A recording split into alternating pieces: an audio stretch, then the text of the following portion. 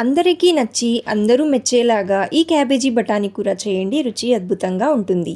ముందుగా బఠానీల్ని రాత్రే నానపెట్టేసుకున్నాను. నేను పొద్దున్నే లంచ్ బాక్స్ చేస్తున్నాను కాబట్టి వీటిని రాత్రే నానపెట్టుకున్నాను.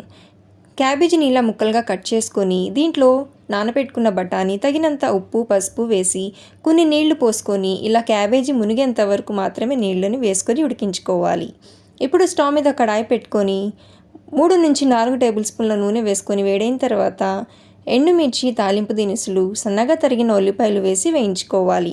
ఉల్లిపాయలు కాస్త వేగిన తర్వాత ముందుగానే క్యాబేజ్లో ఉప్పు వేసి ఉడికించాను కాబట్టి అవసరమైతే ఇక్కడ కొంచెం ఉప్పుని యాడ్ చేసుకోండి. ఇప్పుడు కరివేపాకు, దంచిన వెల్లుల్లి వేసి బాగా వేగిన తర్వాత ఉడికించుకున్న క్యాబేజ్ని కూడా వేసి బాగా కలుపుకొని మీడియం ఫ్లేమ్లో కలుపుతూ ఫ్రై చేసుకోవాలి.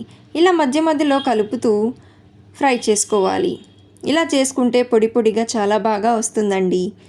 ఇలా మంచిగా ఫ్రై అయిన తర్వాత తగినంత కారం వేసి కలుపుకోవాలి. ఈ విధంగా ఒకసారి తప్పకుండా ట్రై చేసి చూడండి. అన్నంలోకి, చపాతీలోకి చాలా బాగుంటుంది. మరి రెసిపీ నచ్చితే లైక్ చేసి సబ్స్క్రైబ్ చేసుకోండి. Thank you.